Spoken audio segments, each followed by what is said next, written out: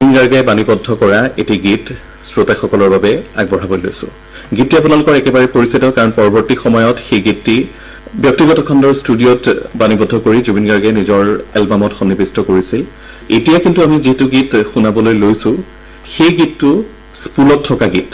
1991 চনৰ শেষৰ ফালে বা 1992 চনৰ আৰম্ভণিতে আকাশবাণী যোৰহাট কেন্দ্ৰত বাণীবদ্ধ হোৱা গীত, অৰ্থাৎ জুবিন গাৰ্গৰ অনামিকা নামৰ যিটো প্ৰথম এলবাম, সেই এলবামটো মুক্তি পোৱাৰো বহুত আগৰে গীত।